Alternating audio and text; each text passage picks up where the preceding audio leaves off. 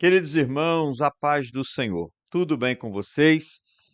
Seja muito bem-vindo ao nosso canal, o canal Bereano Pentecostal. Eu sou o presbítero Josué Batista e estamos gratos a Deus por mais esta oportunidade que Ele nos concede de estarmos vindo aqui para trazer mais um de nossos conteúdos.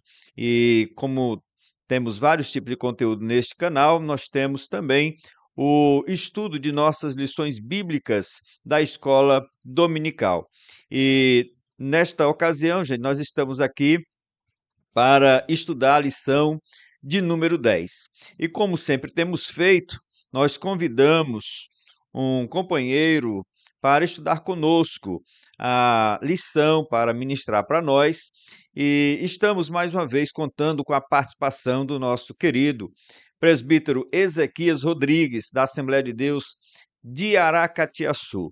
E ele vai estar conosco participando desta aula, e desde já eu quero saudá-lo bem-vindo, né, que ele possa também aqui fazer a sua saudação inicial, e logo depois estaremos fazendo o estudo da nossa lição. Paz do Senhor, presbítero Josué e todos os que assistem o canal Bereano Pentecostal. É uma grande honra e alegria contribuir mais uma vez com o canal desta feita, com o estudo da lição de número 10, que tem por título A Ceia do Senhor, a segunda ordenança da Igreja. Estudo esse comentário que servirá de subsídio e de embasamento para os nossos professores que ministrarão esta aula no domingo próximo. Muito bem. Muito bem, Ezequias. Nós vamos agora fazer a leitura das partes iniciais da nossa lição, texto áureo, verdade prática, né? E objetivos desta lição. Então, nós temos o título da lição, A Ceia do Senhor, a segunda ordenança da Igreja. Domingo passado estudamos, né, em nossas escolas dominicais sobre o batismo, a primeira ordenança.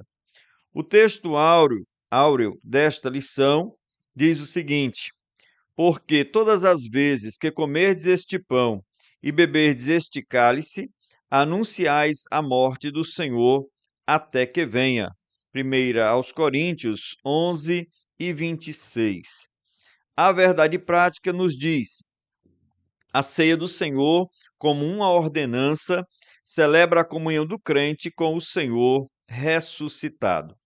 E a leitura bíblica em classe encontra-se em 1 aos Coríntios, capítulo 11, versículos do 17 até o versículo 34. Bom, gente, nós vamos agora para a leitura dos nossos objetivos, os objetivos da nossa lição. O primeiro objetivo, apresentar a natureza da ceia do Senhor na tradição cristã.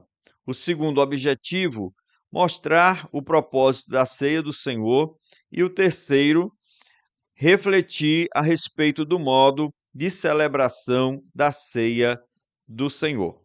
Então, são estes os nossos objetivos, e a partir deste momento, nós vamos fazer também o estudo da lição, né, do nosso conteúdo, começando com a introdução. Então, o nosso comentarista ele vai nos dizer as seguintes coisas a respeito aqui da introdução, ou dentro da introdução.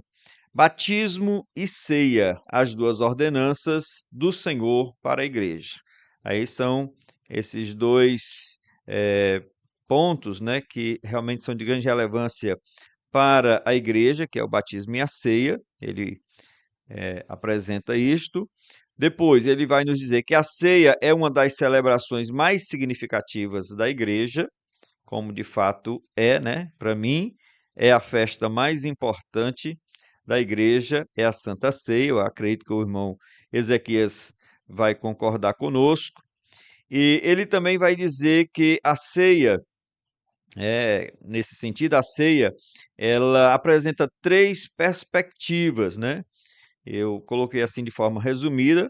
Ele coloca, né, ele comenta isso de forma mais extensiva, mas aqui nós podemos dizer que as três perspectivas da ceia são em relação ao passado, ao presente, né, e ao futuro. E quanto ao passado, a ceia ela nos traz a memória, a, o sacrifício de Jesus ali na cruz do Calvário. No presente, ela nos lembra, nos faz nos alegrarmos, né, com a nossa salvação, pelo fato de sermos pecadores redimidos. E quanto ao futuro, a ceia nos lembra, nos faz pensar sobre a segunda vinda de Cristo. E ele finaliza aqui a introdução dizendo que ela deve ser celebrada com reverência, júbilo e expectativa. Irmão Ezequias, essas três palavrinhas que ele colocou aqui no final, né? Eu relaciono com esses três aspectos de tempo que ele faz aqui, relação da ceia, né? A reverência, ela nos pode dizer assim do nosso passado, né? Ou, aliás, do passado que a ceia remete, que é a crucificação de Jesus, nos faz celebrar a ceia com muita reverência, né? Porque se trata do ato mais importante da história da igreja. Com júbilo, vai nos trazer também referência ao presente, porque quando a gente celebra a ceia do Senhor, a gente se alegra porque nós estamos ali habilitados, aptos a participar por causa da graça que nos foi concedida, não é? E por último, expectativa, porque trata da nossa grande esperança, a grande esperança da igreja, que é a vinda de Jesus. Agora eu gostaria que o irmão Ezequias fizesse também o comentário dele, a introdução, fizesse a sua introdução, tá certo? Para a gente prosseguir. Ok. Presbítero Josué, o comentarista, ele traz, logo nesse comentário, introdução, um breve resumo de tudo que nós estudaremos ao longo dos três tópicos, no decorrer dos três tópicos da lição. E, inclusive, ele faz referência ao batismo, né, que são as duas ordenanças, o batismo e a Santa Ceia, ordenanças de Cristo à Igreja. E, tendo como referência a questão do batismo, o próprio Jesus Cristo, ele iniciou o seu glorioso ministério com o batismo e encerrou com a santa instituição da Santa Ceia, última Páscoa e instituição da Santa Ceia. E interessante dizer que a Santa Ceia, ela traz para nós, ela tem significados muito importantes, como o senhor já citou agora há pouco. E ela tem esse olhar, ela tem a sua característica, o seu caráter memorial, onde nós olhamos realmente para o passado, nos remetemos àquilo que Cristo ele fez para que nós pudéssemos, de fato, ser reconciliados com Deus, pudéssemos ter novamente a liberdade de ter comunhão com Deus restabelecida. Então, olhamos para o passado, para o sacrifício vicário de Cristo.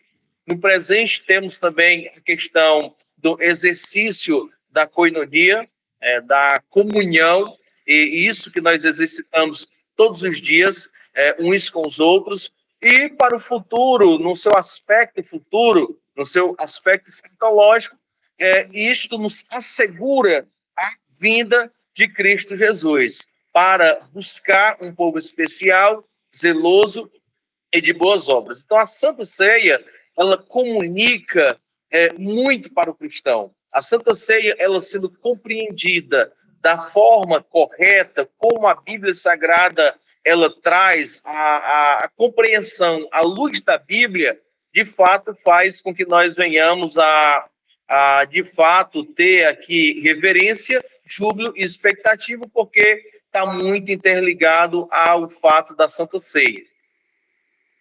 Amém. Muito boa.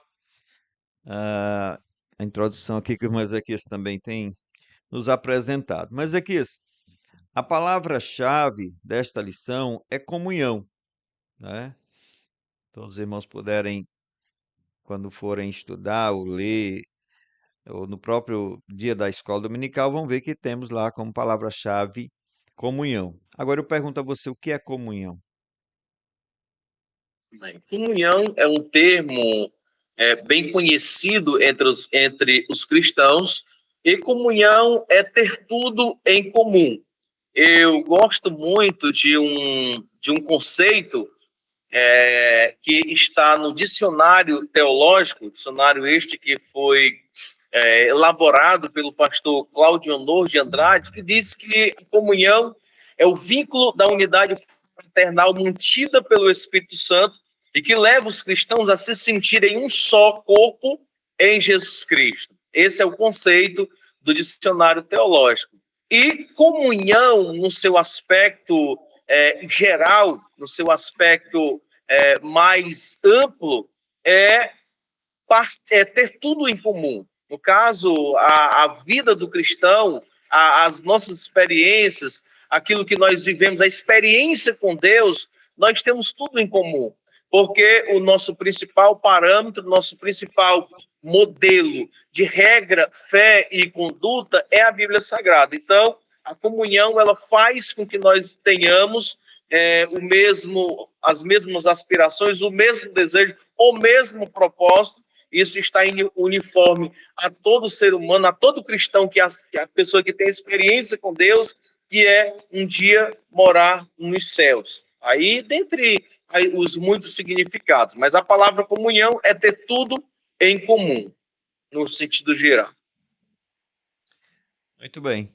Até a gente pode dizer que o culto de Santa Ceia é o culto da comunhão, né? Da comunhão dos santos. Existe Isso. também essa outra forma de se referir ao culto de ceia. E é um momento muito representativo dessa unidade da igreja, desta comum união, né? Como o nosso querido presbítero Ezequias tem apresentado. Vamos ao primeiro ponto?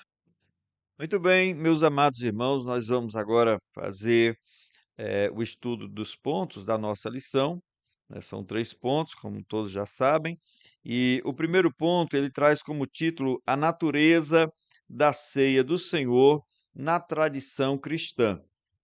E aí, irmão Ezequias, ele vai nos apresentar, né, como as diversas tradições cristãs compreendem o ato da ceia, né? Principalmente no que se refere à expressão que Jesus disse: Isto é o meu corpo, e este cálice é o meu sangue, não é?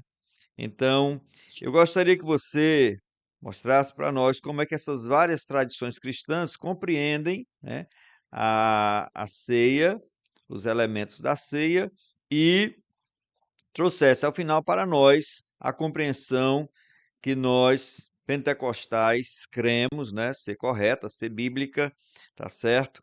E que nós defendemos. Ok. O comentarista traz 3 linhas de interpretações sobre esse assunto. E ele traz a primeira linha, que é a interpretação da tradição romana, onde nós temos a palavra transubstanciação. Essa palavra ela foi utilizada, adotada pelos católicos no ano de 1215 depois de Cristo, e foi confirmada pelo Concílio de Trento no ano de 1551 depois de Cristo. E o que defende qual essa linha de interpretação da transubstanciação? É uma palavra de conjunção latina que tem em latim e que significa palavra trans, o termo trans, além, e substância. Então, além da substância. E a posição dessa linha interpretativa, de interpretação, é que o sacerdote, ao abençoar o pão e o vinho, eles se convertem literalmente em corpo e sangue de Cristo. Isso fazendo uma interpretação literal da expressão corpo e sangue da expressão utilizada aqui. Isto é o meu corpo, né? Este cálice é o meu sangue. Este é o meu corpo, que é partido por vós, e quando fala no cálice, atribuindo o sangue. Então, essa interpretação, ela traz uma compreensão na sua literalidade. Abençoou o pão e o vinho, já se converte como corpo e sangue de Cristo na sua literalidade. Existe, essa é a primeira posição, e já queremos aqui trazer uma explicação sobre esse assunto. Você compreender na literalidade força a interpretação. Por quê? Porque nós teríamos que utilizar diversos outros textos e interpretar de modo literal. Como, por exemplo, lá em João 10:9, Jesus afirma que é a porta. Quando Jesus afirma que é a porta, ele não está dizendo que é literalmente uma porta. Ele não está afirmando isso, mas ele está dizendo que é um meio para o homem chegar-se até Deus. Quando você vai lá fazer análise do texto do Evangelho de Jesus, segundo escreveu João, capítulo 14, versículo de número 6, eu sou o caminho, a verdade e a vida, e ninguém vem ao Pai a não ser por mim. Então, nós teríamos ali também a interpretação, se fôssemos analisar sobre essa ótica, da sua literalidade. Mas Jesus está dizendo aqui que é o meio, ou é a única forma do homem chegar-se até Deus. Então, essa interpretação, ela dificulta um pouco. Por quê? Porque faz com que nós venhamos a ter que interpretar, também na sua literalidade, diversos outros textos que, na realidade, são simbólicos. Né? Tem ali as suas interpretações e são metáforas que ajudam-nos na compreensão. Então, a primeira explicação, nós temos a transubstanciação. Na segunda interpretação, que é a tradição protestante, que essa foi defendida ali pelo Martinho Lutero, o que ele defende? Ele discorda, em partes, que ao abençoar o pão e o vinho, passam a se converter em corpo e sangue de Cristo, porém, ele afirma que o corpo físico de Jesus está presente no pão da ceia. Então, ali ele discorda em parte, porém ele faz ali uma interpretação muito parecida, né? Então, ele diz que não se convertem no corpo de Cristo ao ser abençoado, porém ele afirma que depois de ser abençoado, está presente.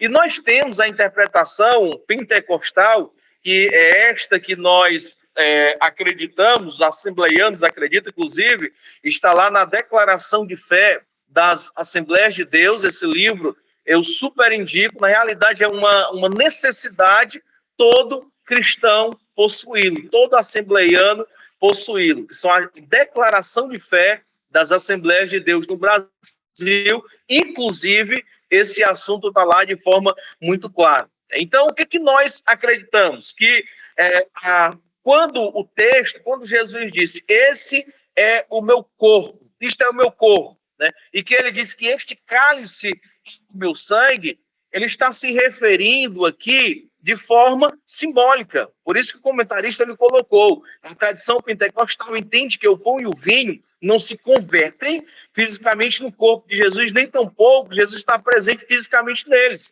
Assim, o pão e o vinho simbolizam o corpo e o sangue de Jesus. Contudo, Jesus se faz presente espiritualmente nos símbolos da ceia. Essa é a posição da maioria dos pentecostais.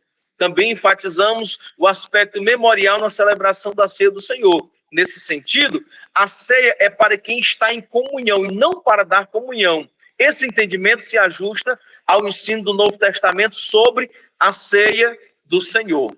E aqui eu quero presbítero José, trazer uma explicação sobre esse assunto, porque a ceia do Senhor participa quem está em comunhão. Não é para qualquer pessoa ou de qualquer forma que se participa da ceia do Senhor. E a gente pode ter isso claramente, que a ceia ela foi direcionada quando Jesus estava ali já praticamente finalizando o seu ministério, já finalizando com a Santa Ceia. Ele não convidou uma grande multidão. O que foi que ele convidou? Ele convidou os seus discípulos. Né? Então, a ceia é para quem está em comunhão, não é para qualquer pessoa, não é para trazer a comunhão para a vida de alguém, mas, pelo contrário, na realidade, participa da ceia quem está em comunhão com Deus. Né? E nesse aspecto de memorial, né, ela é memorial porque na celebração da ceia nós estamos refletindo tudo que Cristo fez por nós na cruz do Calvário, tudo que ele realizou para conosco, todo o sacrifício vicário ou substituto em prol das nossas vidas. Então, são essas as três interpretações, tá? E a que mais se adequa ao que acreditamos aqui, a interpretação do Novo Testamento, é a que posição pentecostal, onde afirma que o pão e o vinho são símbolos do corpo e do sangue de Cristo. Muito bem, irmão Ezequias. Eu só queria também complementar seu excelente comentário, eh, falando aqui sobre essas duas palavrinhas que ele nos apresenta, né? Que há na tradição católica e na tradição protestante histórica, que é trans, né? Substanciação e consubstanciação. Só em olhar essas duas palavras, só assim entendendo realmente o significado desse prefixo que aparece trans e com, né? A gente também tem uma compreensão, né? Para assim saber como é que esses ramos do cristianismo eles compreendem, né? Então, por exemplo, transubstanciação, quer dizer, trans quer dizer que vai além, a palavrinha trans quer dizer que vai além, que transcende, né? Ou seja, se transforma, vamos pegar a palavra transforma aqui, né? Então, o pão, que no caso dos católicos eles usam a hóstia, né? Que é um pãozinho muito ralo, sem fermento, né?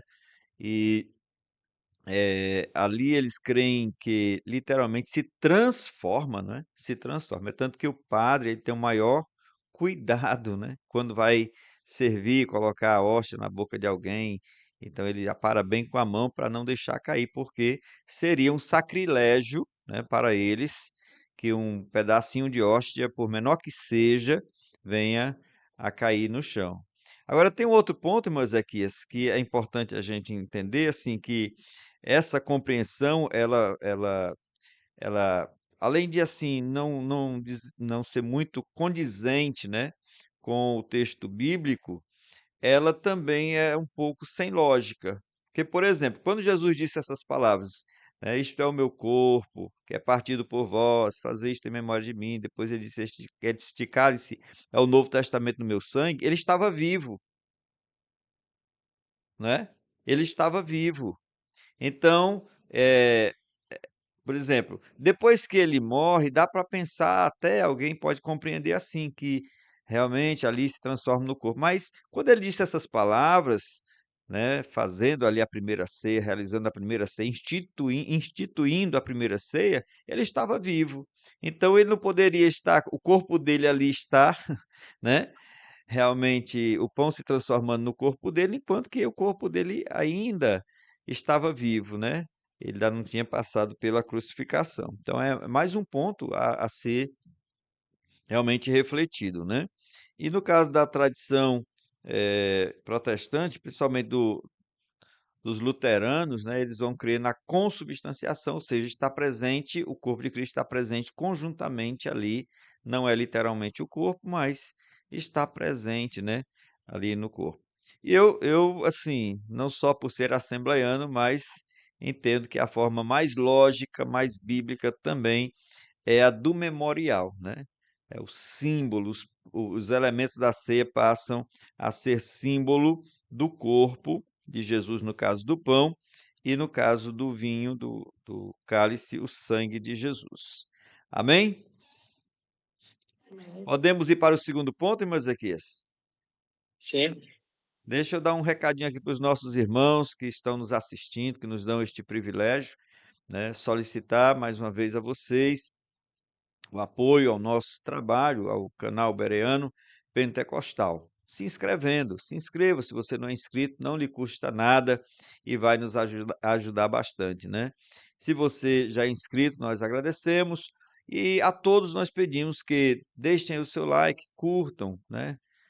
faça um comentário, isso agrega muito ao vídeo e faz com que a plataforma do YouTube entenda a relevância e esse conteúdo chegue a mais pessoas. Nosso objetivo, gente, é, em primeiro lugar, glorificar a Deus, o qual nos salvou, nos deu esse privilégio de nós hoje sermos mestres, sermos pregadores da palavra de Deus, né? E a grandiosa salvação. Mas também, em segundo lugar, nós queremos edificar vidas, né? Queremos ajudar pessoas no desenvolvimento da sua vida cristã e no estudo da palavra de Deus. Mas, Ezequias, o segundo ponto tem como título o propósito da ceia do Senhor. E aí ele vai nos falar o seguinte: o primeiro subponto tem como título celebrar a expiação de Cristo. É o primeiro propósito, né?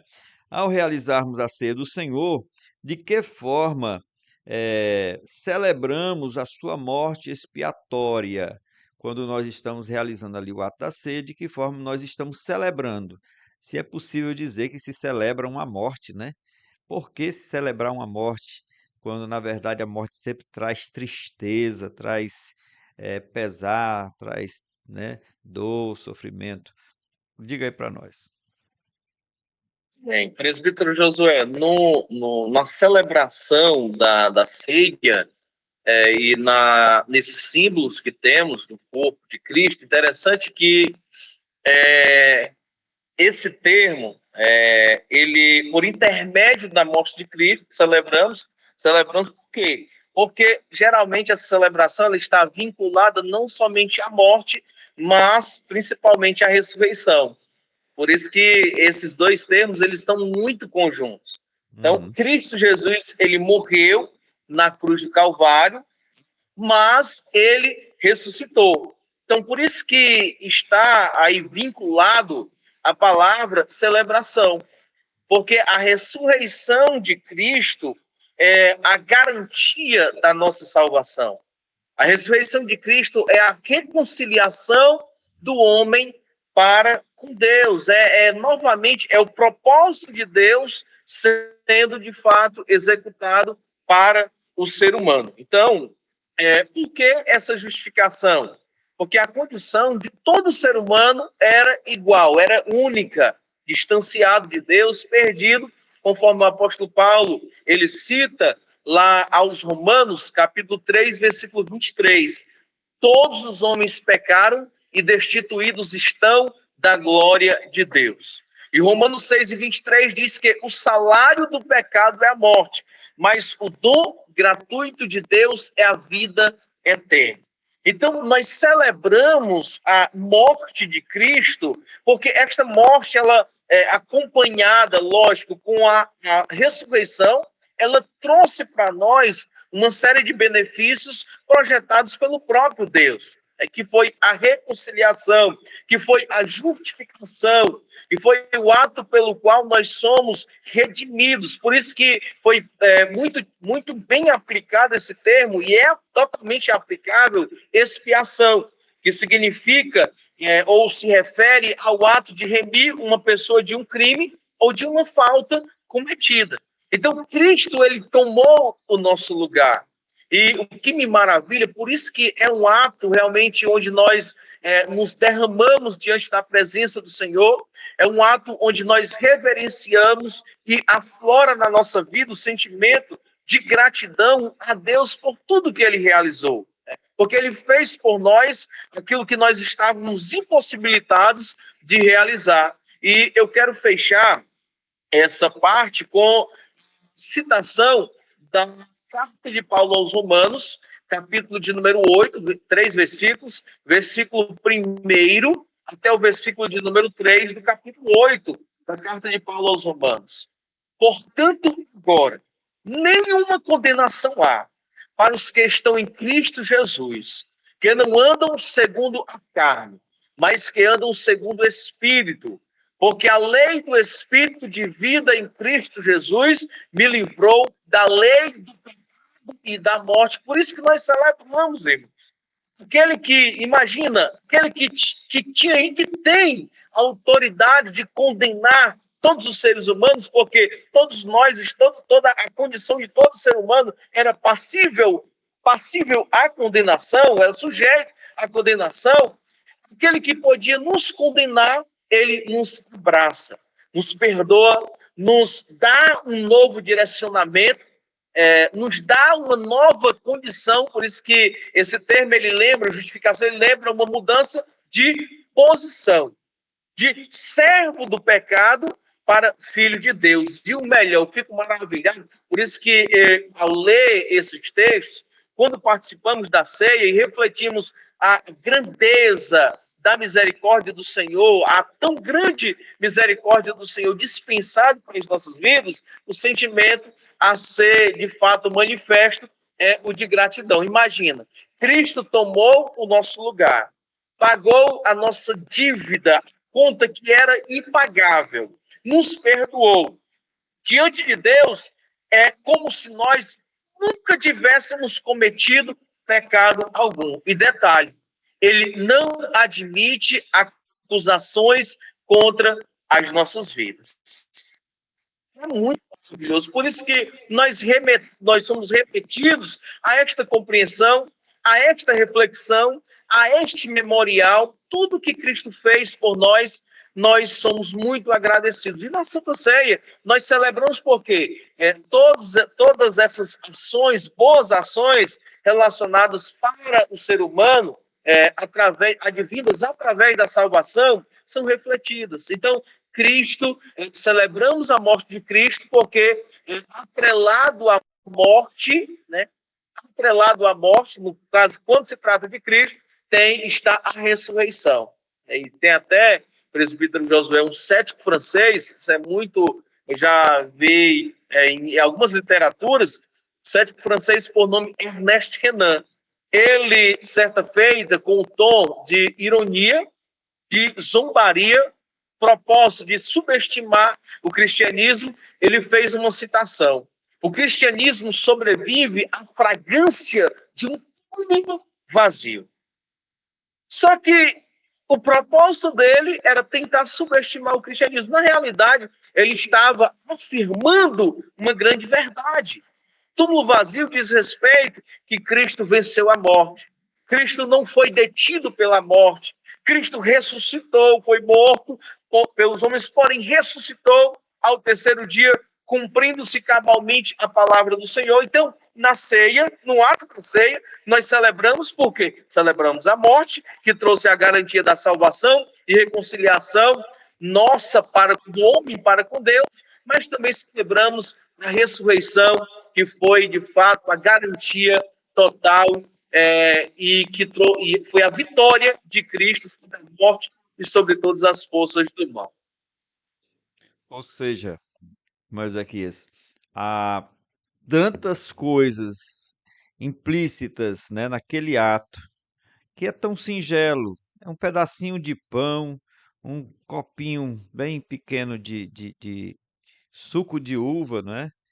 Mas que está carregado de um grande significado, de tantas dádivas, de tantas bênçãos, que realmente, se o crente bem refletir, na hora que ele está ali, né, comendo pão e tomando cálice, bebendo cálice, ele tem motivos de se regozijar, chorar, rir, se alegrar bastante, né? Então, é um momento festivo para nós crentes, para nós cristãos que cremos que realmente aquele sacrifício simbolizado ali no ato da ceia, ele traz para nós a maior de todas as bênçãos, né? Ou uma carga de bênçãos, tantas bênçãos implícitas ali. Muito bem, Ezequias. Eu agradeço aí por este comentário e vamos para o segundo subponto, tá certo?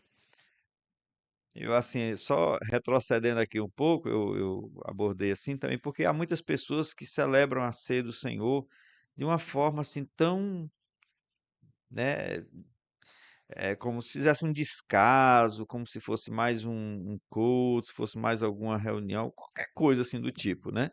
E não dão o devido valor àquele culto especial que a igreja tem, né? e às vezes perdem a ceia do Senhor, no próximo mês não fazem questão de cear de novo, né? E são essas pessoas assim que vão se é um sinal, é um sintoma de um esfriamento espiritual, né? De uma perda do significado do que é ser um cristão, né? Do que é a grande obra que o Senhor fez por nós. Mas vamos lá, o segundo subponto. Proclamar a segunda vinda de Cristo é o segundo subponto, e eu quero lhe perguntar: como é que, quando nós estamos tomando a ceia, nós estamos nos referindo também à segunda vinda do Senhor, a vinda, o arrebatamento da igreja, né? O encontro da igreja com o Senhor? O próprio Jesus, ele falou, inclusive eu quero até trazer uma observação aqui, que comumente se cita, eu ouço a citação da expressão de forma errada. Né? Nós temos primeira carta de Paulo aos Coríntios, capítulo 11, versículo 26, o apóstolo Paulo diz: porque todas as vezes que comerdes este pão e beberdes este cálice, anunciais a morte do Senhor até que venha. Já ouvi diversas vezes, inclusive ao fazerem a leitura do texto oficial da ceia, porque todas as verdes, Às a verdes? expressão verde, e assim, é muito ali, até pela força de expressão, porque todas as verdes que comerdes este pão. Mas dentro desse segundo item, no primeiro subtópico, nós temos aqui ao memorial, se referindo à ação, ao sacrifício de Cristo então, passado. Nesse segundo subtópico, nós temos aqui a parte escatológica, a parte futura. E foi o próprio Jesus que falou: porque todas as vezes que comerdes este pão e beberdes este cálice, porque todas as vezes que comerdes este pão e beberdes este cálice, anunciais a morte do Senhor até que venha. E aqui nós temos, é interessantíssimo remeter que essa segunda vinda de Cristo, ela está alicerçada e baseada em promessas feitas pelo próprio Cristo. E aí nós remetemos aqui na primeira carta de Paulo. Aliás, o apóstolo João, na sua epístola, no capítulo de número 14, verso 1 ao verso 3, nós temos aqui uma afirmação muito forte do próprio Jesus nesse sentido. Por isso que está vinculado a uma expectativa de retorno, a uma esperança, não somente expectativa, mas esperança do seu retorno. O Evangelho de Jesus, segundo escreveu João, capítulo 14, versículo 1 ao versículo de número 3. Não se turbe o vosso coração. Jesus falando: credes em Deus, credes também em mim. Na casa de meu pai há muitas moradas. Se não fosse assim, eu vos teria dito: eu vou para o meu pai e vou preparar-vos lugar. Quando eu for para o meu pai, vou preparar-vos lugar, para que onde eu estiver, estejais vós também. Então aqui está sendo feita uma referência a Jesus Cristo, estava fazendo uma referência à sua segunda vinda, que ele iria voltar. E o que me chama a atenção, presbítero Josué, é que os discípulos, mesmo ali no momento em que Jesus foi morto pelos homens, passou 40 dias ali dando-lhes as últimas instruções. Quando Jesus estava sendo assunto aos céus, essa promessa da vinda de Cristo, ela estava tão evidente, tão clara na mente e na esperança dos seus discípulos, que você vê eles olhando para cima. Por quê? Porque eles acreditavam ser esse retorno de Cristo naquele momento, ou poucos minutos, ou poucas horas, quem sabe, depois, ou poucos dias depois. E aí tem-se a orientação: varões, por que vocês estão olhando para cima?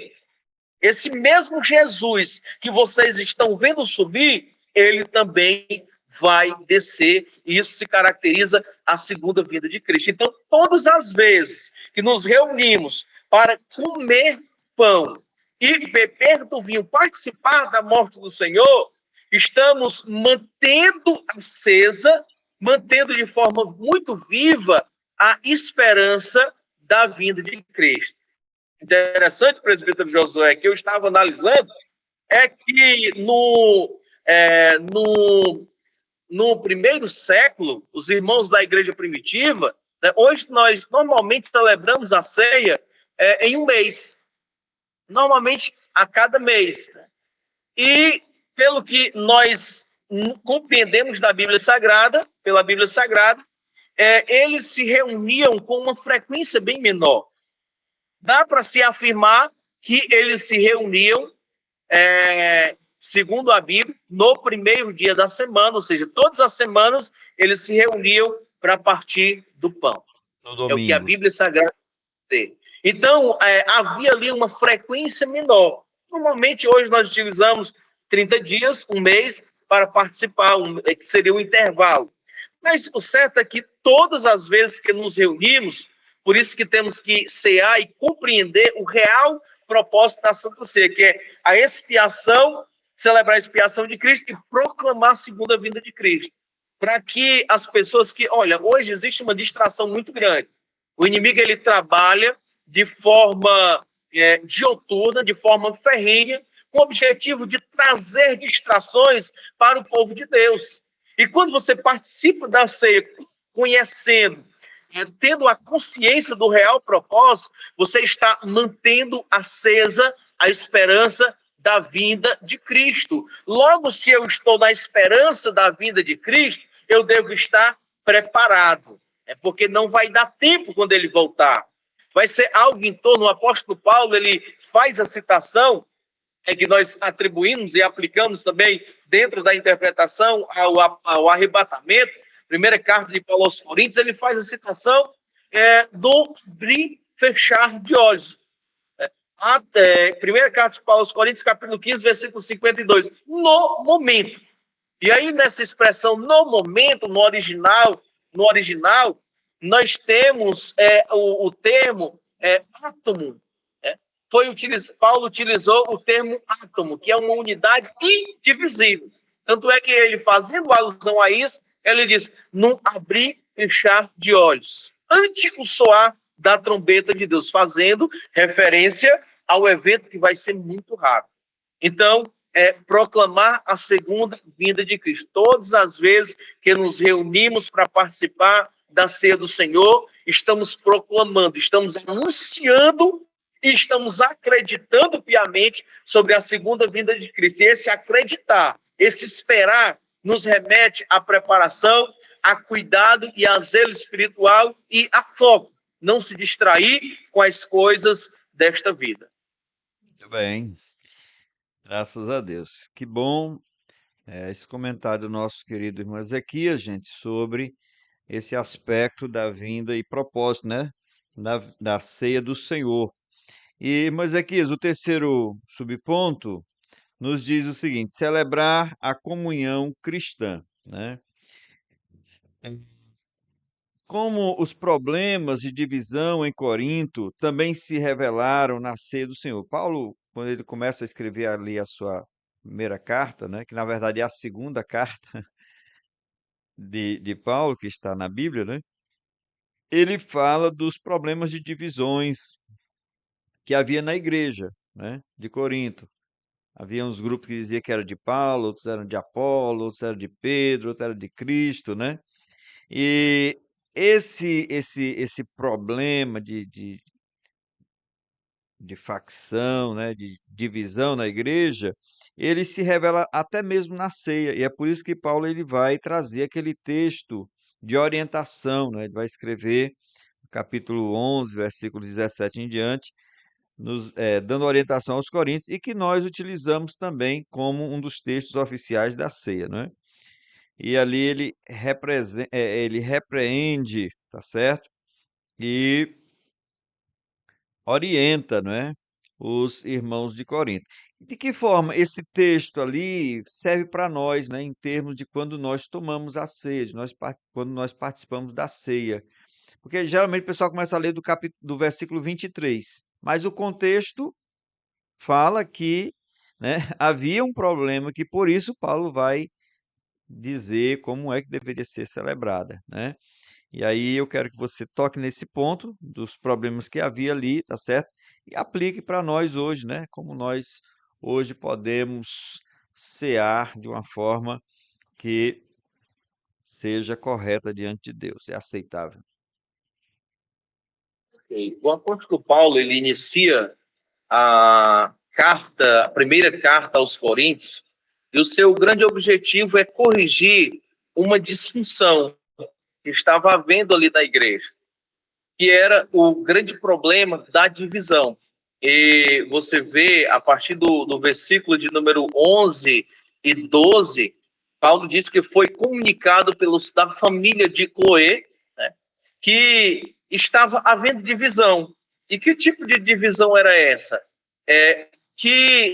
Era uma igreja, a igreja do Senhor, e 4 partidos dentro da igreja.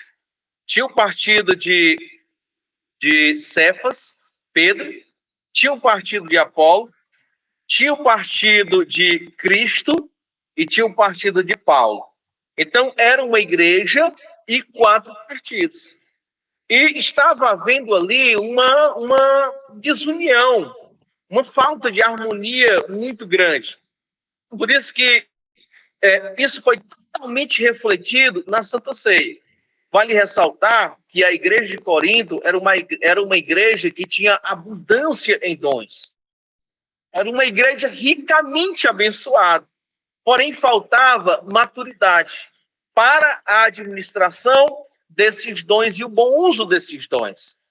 E quando Paulo ele faz esta tratativa em relação à Santa Ceia, porque justamente pelo reflexo dessa falta de unidade entre eles, estava claramente ali a ceia, sendo que ela tem um propósito muito grande, um propósito muito rico para o cristão, estava sendo ali, era como motivo de uma desavença ainda maior. Por quê? Aquelas pessoas que tinham mais recursos, tinham mais condições, iam ali meio que para se exibir, né? Por isso que Paulo ele trata dos exageros, ele faz referência aos exageros. Tinha pessoas que se embriagavam, tinha pessoas que comiam muito, forçavam a barra mesmo, enquanto que tinha outras pessoas que não tinham menos condições e estavam ali. Então, assim, o propósito estava totalmente invertido. Aliás, eles nem compreendiam o propósito. Por isso que Paulo, ele foi muito enfático, Paulo, ele foi muito duro nessa correção. Por quê? Porque a ceia, ela tem propósitos especiais. A ceia, ela tem um propósito muito forte na vida do cristão. Porque ela diz respeito à comunhão, ela ensina-nos a tratar todo o ato, toda a celebração, de forma muito reverente. Porque estamos tratando de algo santo, de algo sagrado. E Paulo ele faz essa notificação, traz essa correção, e o que a gente vê na ceia é basicamente reflexo do que Paulo trata lá no capítulo 1 e no capítulo de número 3, que é sobre as dissensões. Havia até litígios entre eles ali, né, os irmãos colocando uns aos outros ali, levando as barras do tribunal, enfim, estava havendo uma situação bem delicada na igreja de Corinto, e Paulo ele tem o objetivo e o cuidado de tratar. Então, e o que isso nos ensina sobre o ato sagrado da ceia do Senhor? É que nós devamos entrar para participar desta solenidade, desta celebração, com muito amor, com muita reverência e com muita gratidão a Deus. Para que a gente entenda realmente o propósito e a finalidade da Santa Ceia. Então, claramente a igreja de Corinto, os irmãos da igreja de Corinto não estavam compreendendo esse propósito. E quando não se compreende, não se entende o real valor e significado que se tem o ato. Tudo bem, meu irmão.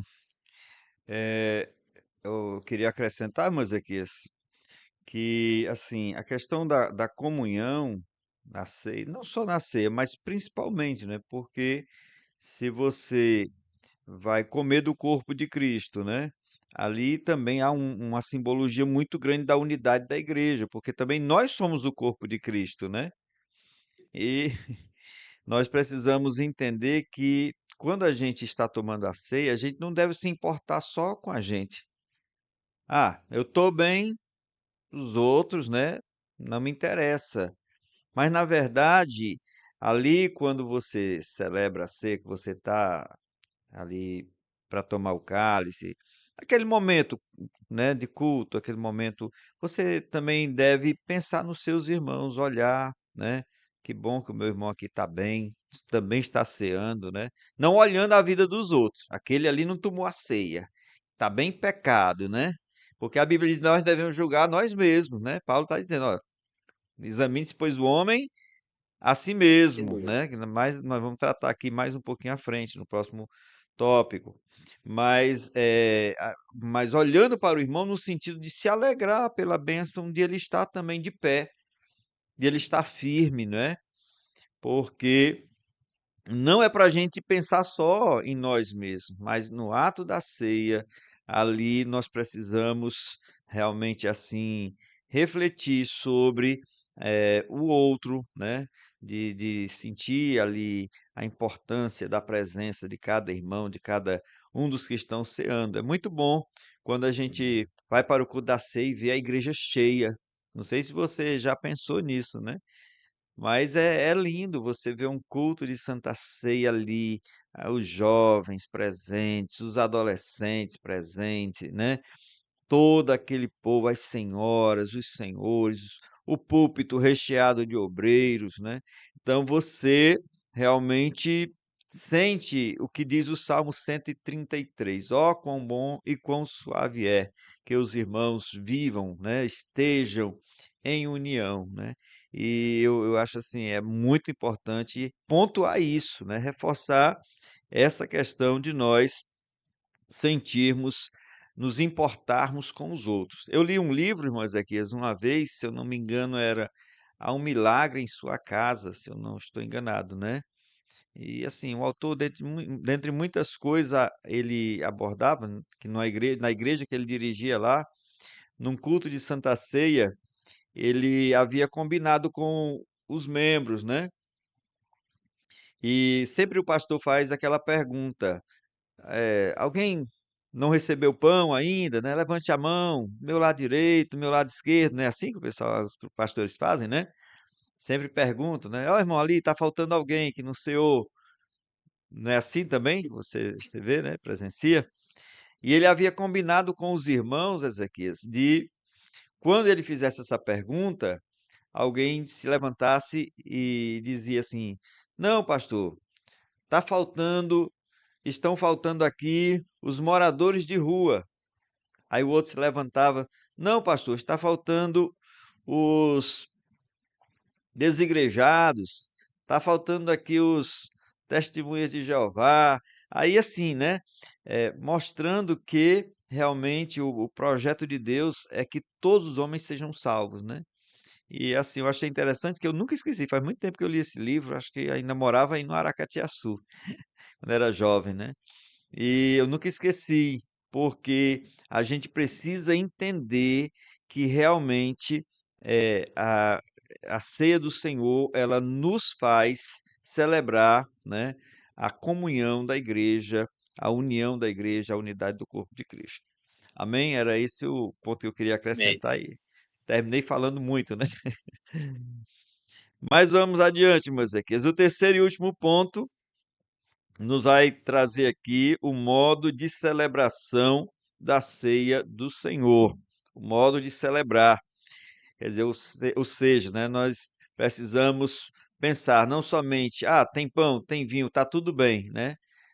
Tá a igreja cheia, mas ainda tem mais alguma coisa a se pensar sobre a ceia, né? E no caso aqui é o modo, como vamos celebrar? Aí ele vai, o texto de Paulo, que assim, eu acho fantástico aquele texto de Paulo, mas aqui, porque se a questão da celebração da ceia está lá também nos evangelhos, né? O próprio Jesus, dentro ali do contexto ali dos momentos finais de Jesus, próximo à sua crucificação. Mas Paulo, ele, assim, realmente traz agrega muito quando ele faz aquele texto dele, né, sobre a ceia do Senhor, porque ele traz orientações muito importantes para a igreja, né, na prática que eu diria, né? E aí ele vai falar de que havia pessoas que participavam indignamente do corpo e do sangue de Cristo. E eu gostaria que você explicasse o que é participar indignamente. O que significa esse indignamente?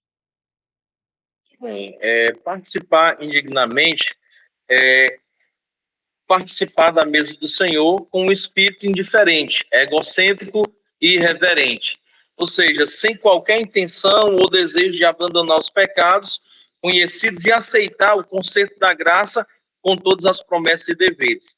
Quem participa da ceia do Senhor indignamente peca terrivelmente contra o Senhor e é culpado de crucificar de novo a Cristo e torna-se imediatamente sujeito a juízo e retribuição específico. Ou seja, ser culpado do corpo e do sangue do Senhor significa ser responsável pela sua morte. Então, assim, é algo muito forte. Participar indignamente é participar sem a compreensão do propósito e da finalidade, né? E isso aconteceu na igreja de Corinto porque eles estavam participando de qualquer maneira, estavam comendo a ceia do Senhor de maneira desordenada, não esperavam uns pelos outros, comiam demais, comiam de forma irreverente e até se embriagavam. Então, assim, isso é participar de forma indigna, de forma desordenada. E sem falar também na questão da compreensão da necessidade da autoanálise, realmente ver se tá coerente, né? Porque o propósito da ceia, como falamos anteriormente, não é para gerar a comunhão, não. Participa-se porque já está em comunhão com Deus, em comunhão com os demais, está bem no aspecto geral. Não é para ficar bem. Participa da ceia quem já está preparado, quem fez toda aquela análise de consciência e viu e percebeu, entende que está realmente preparado para o ato, né? Então estava acontecendo essa disfunção na igreja de Corinto e os irmãos não estavam compreendendo, estavam participando de fato indignamente.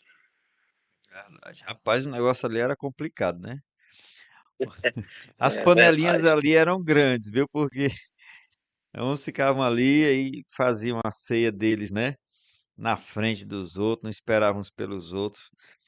Muito bem, irmãos, aqui agora nós vamos para os dois últimos pontos deste tópico, mas eu quero englobar aqui num só, né? Uma só pergunta, os dois, certo? O segundo ponto é uma celebração reverente e o terceiro, celebração festiva. E eu queria que você comentasse, né, como é o modo correto de participar da ceia, como é que deve estar o crente ao participar da ceia, né? Já que Paulo fala que havia um modo indigno, né? Havia um modo indigno, como você já trabalhou no primeiro subponto, tá certo? Mas aí eu pergunto também, então eu queria que você falasse sobre o modo correto, né? E também se a gente deve celebrar cedo o Senhor com tristeza. Qual é a forma correta? Me diga aí, nos diga aí. Forma ideal, conforme aprendemos pela Bíblia Sagrada, o texto sagrado, é com reverência, né? E com reverência, essa reverência, ela é exercitada, ela é ali evidenciada mediante a compreensão do propósito, que é justamente o tópico 2. Né? Qual a finalidade da Santa Ceia? Por que eu participo da Santa Ceia? Qual o significado da Santa Ceia? Então, assim, essa reverência, ela está atrelada ao conhecimento da importância, ao conhecimento do propósito e da finalidade da Santa Ceia. E é importante entendermos que o comentarista ele fez aqui uma citação bem no início, que ele disse: se em lugar de um advérbio que indica modo ou maneira, Paulo tivesse usado um adjetivo que indica estado, qualidade, natureza, então ninguém poderia participar da ceia pelo fato de ninguém ser digno. Então, esse termo indignamente, ele está relacionado à forma errada como estava sendo conduzida ali pelos irmãos da igreja de Corinto ao serviço da ceia, a celebração da ceia. E aí ele faz também traz essa observação que eu achei muito interessante. Ele diz que é verdade que não participamos da ceia do Senhor porque somos dignos, mas pela graça de Deus. É a primeira compreensão. Tudo que acontece nas nossas vidas, inclusive a salvação, a presença de Deus, é pela graça de Deus, é o favor imerecido de Deus para com as nossas vidas. E o comentarista, ele disse mais: contudo, ninguém seja tentado a pensar que pelo fato de ser um pecador alcançado pela graça, pode cear vivendo deliberadamente em pecado.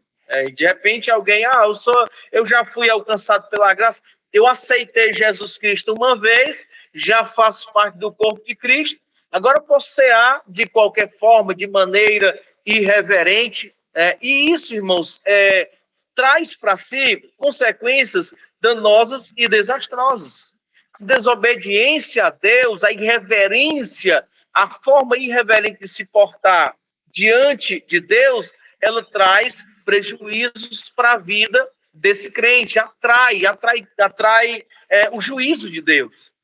Então, assim, é interessante compreender que a melhor forma de se portar no serviço da ceia, de se portar nessa celebração, é de maneira irreverente. Outra coisa também importante é que o comentarista traz: se a simples maneira irreverente de celebrar a ceia atrai o juízo divino, o que dizer, então, de quem participa com pecados não confessados? Essa é uma situação ainda mais grave, porque pecados não confessados, ele atrai juízo divino também. E nós temos uma referência alusiva a isso, que está lá no livro de Provérbios, capítulo 28 e versículo 13. Diz assim a Sagrada Escritura, Provérbios 28 e 13: o que encobre suas transgressões nunca prosperará, mas o que confessa e deixa alcança misericórdia. Então, a forma de apresentar-se a Deus é de forma reverente, não pode apresentar-se de qualquer forma, porque vai trazer juízo, e o comentarista faz aqui a citação de uma situação de quem participa da ceia em pecado, uma situação ainda mais grave, porque vai trazer para si juízo. Quem come e bebe indignamente, come e bebe para sua própria condenação, foi o que o apóstolo Paulo diz. Uma celebração também festiva, como você fez a citação, porque celebra a morte e ressurreição de Cristo e não seu funeral. Então, a ceia celebra o Cristo que morreu, mas também o que ressuscitou. Por isso, irmãos, que se torna uma solenidade, uma festividade, onde nós celebramos, se alegramos, porque foi essa ressurreição, foi a ressurreição de Cristo que trouxe a garantia da nossa salvação. Foi a ressurreição de Cristo que trouxe para nós a garantia da salvação e da ressurreição também para as nossas vidas, porque Cristo é a primícia dos que dormem. Então, isso é muito maravilhoso nós entendemos dessa forma, porque quando participarmos da ceia, a gente participa com alegria, com celebração festiva, alegrando-se porque Cristo ressuscitou. Cristo venceu a morte por mim. Cristo pagou um alto preço. Cristo me concedeu a salvação de forma gratuita. Então, portanto, deve haver um ambiente de reverência e, ao mesmo tempo, de abundante alegria. Então, assim, essa palavra ou essa ação deve estar presente na vida de todo cristão, principalmente no momento e na celebração da Santa Ceia do Senhor. Reverência e alegria, abundante alegria. Muito bem. Mas aqui eu queria trazer aqui um contraponto nessa questão da celebração reverente, em que ele vai abordar sobre a questão do adjetivo digno, né? Ele usou lá o advérbio dignamente, e aqui ele fala que se fosse para assim ser digno totalmente, ninguém poderia celebrar a ceia, ninguém poderia participar da ceia, né? Porque eh, realmente nós somos salvos, mas nós ainda somos pecadores, né? Claro, pecadores remidos, mas somos também ainda pecadores, estamos passíveis de pecar, não é? E pecamos. O apóstolo João disse, né? Se dissermos que não pecamos, nós fazemos a ele mentiroso, né? Nós estamos dizendo que Deus é mentiroso. Mas eu queria, eu sei que assim, o nosso comentarista, o irmão, comentou muito bem sobre a questão de não se participar da ceia, né? Com pecados não confessados e tal. Mas eu vejo um outro lado, Mosequias, que é gente com excesso de consciência, né? Gente que toda ceia vai lá para frente. Ô, irmão, eu queria me reconciliar. Eu quero me reconciliar. E às vezes o que é? Às vezes a pessoa corrigiu o filho, aí acha que pecou e não pode cear porque fez uma correção mais dura, mais incisiva ali com o filho, né? E houve aquele estressezinho ali com o esposo, com a esposa, e a gente precisa entender, né, gente, que também não é por aí, né? Aqui, quando a gente está tratando de pecados realmente, a gente está tratando daqueles pecados que vão realmente trazer juízo divino se a pessoa realmente não corrigi-los, não confessá-los, não se arrepender, né? Mas tem muitas coisas que são do dia a dia, como Jesus disse lá para os discípulos, né? Na hora que ele foi lavar os pés dos discípulos, e aí Pedro primeiramente não quis que Jesus lavasse os pés dele, né? E depois, se tu não deixar que eu te lave os pés, tu não tens parte comigo. E aí Pedro, não, pois sim, agora me dá um banho, né? Não só os pés, mas a cabeça e tal. E Jesus, não, não precisa. Vocês já estão limpos, né? Quem já está limpo não precisa lavar senão os pés. Então nós precisamos entender que há as falhas do dia a dia, né? E a gente não está impedido por isso de cear, né? É importante que todas as vezes que a gente vá cear, aliás, todos os dias o crente tem que estar fazendo este autoexame, este exame de consciência, mas principalmente na ceia, né? A gente tem ali um momento de, quando celebrar não com peso na consciência, não com pesar, não com tristeza, não com como, como se diz, um remorso, né? Mas que esteja com a sua mente, com a sua consciência, com o seu coração em paz, ceando e pedindo as misericórdias de Deus, né? Para que não haja impedimento, tá certo? Então eu vejo só esse pontinho aí que a gente precisaria, né? Complementar aqui no comentário, porque a gente observa isso ao longo de tantos anos no ministério, né, celebrando. Agora, Moisés, eu preparei aqui umas perguntinhas extras, adicionais, para que a gente possa complementar aqui o nosso estudo, certo? Aí vai ser um bate-bola aqui bem rápido, não precisa se prolongar, né? E aí eu pergunto, a primeira questão, que não, isso aqui não está na revista, viu, pessoal? Isso aqui foi realmente foram algumas questões que nós pensamos, né, que poderiam enriquecer esse debate, esse diálogo aqui. Então vamos lá.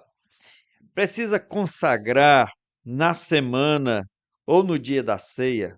O crente tem que naquela semana fazer uma semana de consagração ou pelo menos um dia, né, de jejum e oração. Ah, realmente assim, é uma regra, há uma obrigação disso? Como é que é? Me diga qual é a sua opinião, seu pensamento a respeito disso. Ok. A consagração, ela no seu aspecto geral, ela deve ser diária, conforme o apóstolo Paulo, ele escreve aos Romanos, capítulo 12, versículo 1 ao 2. Rogo-vos, pois, irmãos, pela compaixão de Deus, que apresenteis os vossos corpos como sacrifício santo, perfeito e agradável a Deus, que é o vosso culto racional. E não vos conformeis com este mundo, mas transformais pela renovação do vosso entendimento, para que experimenteis qual seja a boa, agradável e perfeita vontade do Senhor. Então, a consagração, ela deve ser contínua, mas existe aquele dia específico, às vezes muitos irmãos tiram, e é saudável isso. Esse dia eu vou jejuar, né? Um dia na semana, ou até mesmo um dia da ceia, não tem nenhum problema. Na realidade, é algo que é saudável, É bom. é saudável, é um bom costume, é um bom uso. Inclusive, principalmente os irmãos mais experientes na fé têm esse bom hábito. Isso é super saudável. Uhum. Contra isto não há lei, né? É verdade. Então, assim, é importante só, gente, esclarecer esse ponto, assim, né? No meu ponto de vista, é importante falar, porque há pessoas que acham assim, por exemplo, você vai viajar, chega num lugar e na igreja ali está acontecendo a ceia. Não, eu não estou, né, estou preparado, não estou preparado para tomar ceia. É importante entender que não existe isso, né? O crente, ele deve estar sempre com a sua vida consagrada a Deus em todos os momentos. E aos momentos de maior, né, que eu poderia chamar de imersão, como jejuar, né, Isso. ali fazer aquele momento mais separado, é importante também, mas se não fizer, não há impedimento. Outra questão, Ezequias, o que que a pessoa deve fazer quando perde o dia da ceia? Seja por motivo de trabalho, né, outro, alguma coisa justa, ou mesmo que não houve assim um motivo, a pessoa não conseguiu chegar a tempo. O que é que você acha? O que é que deve fazer? Normalmente, nas igrejas sede, tem o dia específico da ceia, dia oficial. Existe também a ceia nas congregações, por exemplo, aqui em Aracatiaçu. Em Aracatiaçu, temos a ceia no sábado, tá? E no domingo, normalmente, às vezes, tem aquelas pessoas que não podem vir para a igreja, né, que são já anciãos, não podem se deslocar, ou por motivo de doença não pôde vir. Então, a igreja, os irmãos que servem, vão até a casa desses irmãos e servem. Os diáconos, os presbíteros servem a ceia do Senhor, vão até a casa. Perdeu no sábado, tem a opção também no domingo, faz no lugar reservado aqui na secretaria da igreja mesmo, às vezes por uma questão de força maior o irmão não veio, e tem a opção das congregações. Normalmente, na semana posterior, aqui, isso é específico em Aracatiaçu, tá? É só uma sugestão. Acredito que isso se replique também em outras igrejas. Aqui em Aracatiaçu, normalmente, a semana que se sucede à semana da ceia na sede é nas congregações. Pode honrar uma congregação, visitar, participar da ceia lá. Né? Não teve nenhuma condição de se deslocar, não participou da ceia na sede, não conseguiu ir à congregação, não participou de forma nenhuma. No outro mês pode participar. Isso não tem nenhum problema, né? É totalmente justificável, caso não haja realmente como participar. Então, eu estou só destacando, irmão Ezequias, assim, que é, hoje há muitas alternativas, né? A pessoa só fica sem cear se quiser, né? Ela tem a segunda chamada, como tem aí na sua igreja, tem aqui na nossa, né? No domingo, após o culto. Temos as congregações. O importante é o crente não negligenciar, né? A ceia do Senhor, porque é uma ordenança do Senhor Jesus, né? Foi o Senhor que mandou celebrar a ceia, né? Então, ela é uma celebração que acontece regularmente, no nosso caso, uma vez por mês. Mas, Ezequias, tem que cear de roupa branca? Não necessariamente, né? Não necessariamente. Isso não Pode ser vai de roupa fazer. preta, de qualquer cor? Não vai fazer diferença. Na realidade, a questão da a forma, o que vai diferenciar é a forma como vai ser celebrado o momento diante de Deus. A questão da roupa não interfere, isso ao meu ver. Porque muitos crentes antigamente tinham esse costume, né? No dia da ceia do Senhor, então as pessoas vestiam roupa branca, até paletó branco a gente via, né? Graças a Deus esse misticismo assim já, né, já foi deixado de lado e hoje assim a gente entende, como o Ezequias bem disse, né, que não tem importância nenhuma a cor da roupa que a pessoa está vestida, né? Importante é o modo, é o coração, a preparação interior, né? Aí uma pergunta que vai servir mais aqui para o ministério mesmo. Quem que pode servir a ceia? Quem é a pessoa mais indicada em termos de função, né, ministerial para servir a ceia? Normalmente, nas nossas igrejas, seguindo o modelo bíblico do Novo Testamento, do Atos capítulo 6, são os diáconos que fazem o serviço da ceia, distribuem e servem a ceia para a igreja, né, devidamente designados pela direção da igreja, isso já é regra, né, pelo menos aqui na nossa igreja, e normalmente quem serve é os diáconos. No dia da ceia, no momento, no ato da Santa Ceia, da celebração da ceia, eles já ficam apostos, devidamente organizados, para levarem a ceia para os irmãos. Normalmente, na nossa igreja se aplica esse serviço ao diácono. Isso, muito bem. Lembrando que, assim, quem conduz, né, o culto da ceia geralmente é um pastor, um presbítero, né? E os diáconos, eles servem ao povo, que é como se faz em nossas igrejas, né? Eu pergunto assim, né, irmão, só por uma questão de esclarecimento mesmo, porque eu acredito que é um ponto tranquilo, pacífico para todos. E por último, Ezequias, eu quero lhe perguntar, o que fazer com as sobras da ceia? Quando sobra pão, quando sobra vinho, o que é que se faz? Qual é a sua Pronto, recomendação? pronto. Presbítero Josué, sobre a questão, isso analisando à luz daquilo que acreditamos dentro da linha e do pensamento pentecostal, né? Que entendemos o pão e o vinho como símbolos do corpo de Cristo. Então, depois de consagrados, né, eles servem ali no momento no ato da Santa Ceia, eles estão representando simbolicamente, né, o corpo e o sangue de Cristo. Depois, existe até, eu comentando certa vez com um irmão, e ele, muito cuidado nesse sentido, rapaz, eu tenho, depois que aquelas sobras da ceia, eu guardo, eu enterro, teve uma pessoa que disse que até enterro, porque assim, era um cuidado tão grande, e aí eu até cheguei a comentar com ele, rapaz, mas assim, se for você ter esse nível de cuidado todo, você está indo para a linha da interpretação da transubstanciação. Então, assim, ao meu ver, tá? À luz da Bíblia, à luz da interpretação e daquilo que nós estudamos aqui, né? Essa questão do destino, o que fazer, né? Se você sobrou muito, às vezes de repente foi consagrado, sobrou muito. Isso aqui já é uma opinião minha, tá? Pode ser que haja divergentes, tá? Um pensamento meu. Depois de consagrado, depois de servido, sobrou, foi consagrado, sei lá, 3 pães grandes, aí só ficou, foi partido 2, mas foi consagrado os 3.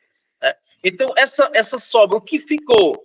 Se você puder doar para alguém que está precisando, eu particularmente não vejo nenhuma dificuldade em relação a isso. Alguém que está precisando, mas foi a sobra da ceia. Mas a consagração, ela foi naquele momento, os irmãos cearam, participaram, tá? Mas o pão, ele é o pão. Ele não vai sofrer ali nenhuma alteração em relação a isso. Então, assim, esse é o meu pensamento, né? Eu não vejo essa questão desse desse misticismo. Ah, eu até enterrar, né? Eu vou enterrar. Que, inclusive, os irmãos mais experientes, já de mais tempo na fé, tem muito, mas isso também muito por conta de um ensinamento, né? Às vezes que receberam em algum momento. Mas, assim, ao meu ver, né, isso, como falei, grifo meu, não vejo dificuldades em até doar, se for o caso, para alguém que esteja precisando. Agora o senhor pode emitir o seu ponto de vista. Não, eu penso igualmente a você, né? Acho que terminado ali o ato da ceia, o pão ele é consagrado para aquela finalidade, né? Nós não Exatamente. nós não fazemos como o sacerdócio católico que eh, transformam, né, o pão no corpo de Cristo, que aí realmente seria muito complicado, né? O pão, depois, será que esse pão não vai morfar se você guardar, se você, né? Quer dizer, não tem lógica isso daí. Então, o descarte pode ser comido, né? Sei lá, pode doar para um dos irmãos, pode descartar se por acaso, né? Passar alguns dias ali e estragar, pode colocar no lixo, não tem problema, né?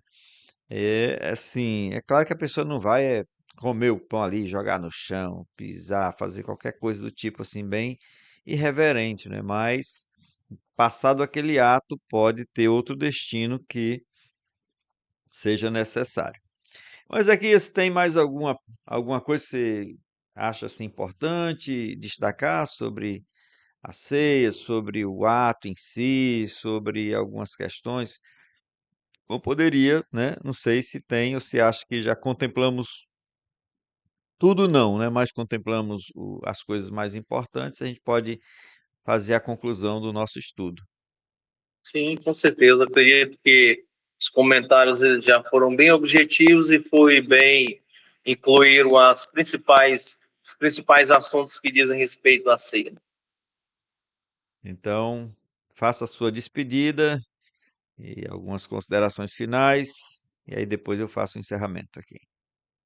Amém. Gostaria de agradecer ao presbítero Josué pela oportunidade de estar participando dessa programação tão abençoada. Agradecer também a todos os inscritos no canal Bereano Pentecostal, que fazem a divulgação de todos os vídeos e todo o conteúdo que é produzido. Louvo a Deus pela vida de cada um de vocês, de cada um. E agradecer àqueles que estão assistindo pela primeira vez a programação, o vídeo, e com certeza convidamos a inscrever-se no canal e ser também um multiplicador e um propagador do canal, porque esse canal ele tem sido uma bênção para a vida de muitas pessoas, inclusive para a vida de muitos superintendentes, professores de escola bíblica que conseguem extrair algum subsídio na elaboração da aula. Lógico que a gente falou aqui, foram apenas alguns pontos. Eu acredito que algum professor que está assistindo vai retirar para incrementar na sua aula, com certeza, todos os pontos tratados aqui foram importantes, muito importantes, e serviram de base, de embasamento para os nossos professores. Então, assim, esse é o nosso propósito, esse é o nosso objetivo, e sou grato a Deus e ao presbítero Josué pela oportunidade de contribuir com o canal. E estamos à inteira disposição quando precisar. Eu que agradeço, meu querido, viu? Mais uma vez a sua consideração, né? A sua atenção para conosco no momento que a gente propôs.